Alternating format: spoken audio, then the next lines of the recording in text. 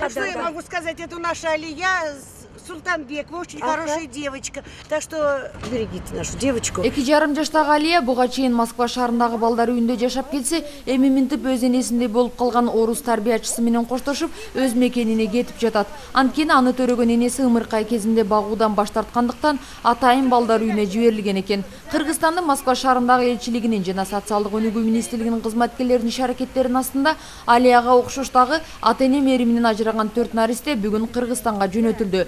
Тиешелүү адистердин айтымында кыргыз кыз келиндери болбогон шылтоолор менен балдарын таштап кеткендиктен алардын саны жыл сайын өсүүдө дешет. Жыл башынан бери ушул Россиянын аймагынан Кыргызстандын жарандары болгон 17 бөбөктү Кыргызстанга кетирип жатабыз. Абдан өкүнүчтүүсү мындайса бул сандар жылдан жылга көбөйүп атат. Мекендештерибизге айтат элем, ушу сыртка чыгып атканда албетте ар кандай тагдырларга туш болот.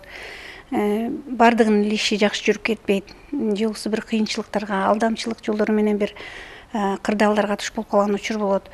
Эми ошондой мезгилде дагы энелерге кайрылат элем, өзүнүн балдарын таштабаса. Наристелерди алып келүү үчүн кетирилген чыгымдарга өкмөт тарабынан 1 миллион сом акча каражаты бөлүнгөн. Буга кошумча Орусиядан Кыргызстанга аларды аман эсен жеткирүү маселеси жана ишеним кагаздары социалдык өнүгүү министрлигинин 5 кызматкерлерине бекитилиптир. Ал эми андан аркы жашоолору үчүн да аталган министрлик кам көрөт экен. Эгерде ошо туугандары болобу же энеси болобу, эгерде ошондой таба турган мүмкүнчүлүк болсо, издеп, анан ушу балдарды бергенге аракет кылабыз. Ал эгерде эми эч кандай эч кимиси табылбаса бул балдардын, анда ушу биздин кыргыздын ушу бала асырап алам деген жарандарына ошо асыроого бергенге анда мүмкүнчүлүк болот да.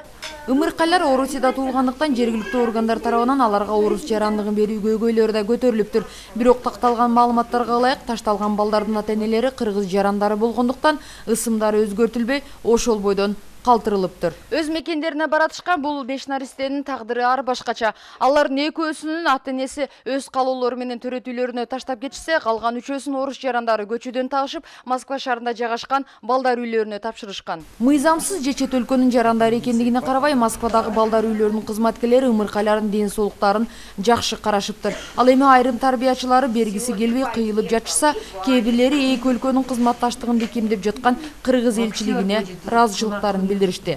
Мы передаем детей, граждане которых являются государством Киргизии. Мы благодарим посольство за такую очень активную работу, быструю работу. В общем, нам приятно очень с ними работать. Мы желаем детям вырасти здоровыми, счастливыми, красивыми.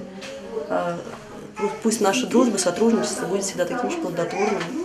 Бүгүнкү күндө Кыргызстандан Орусияга жүздөгөн кыз келиндер агылып келип, ар түрдүү жумуштарда иштешет. Алардын көпчүлүгү өз максаттарына жетип, жакшы иштеп кетишсе, жеңил ойлуулук менен ар түрдүү кырдаалдарга кабылышкандары да аз эмес. Сарагүл Полотова, Дарбан Алайчиев, Күндөлүк, Москва шаары.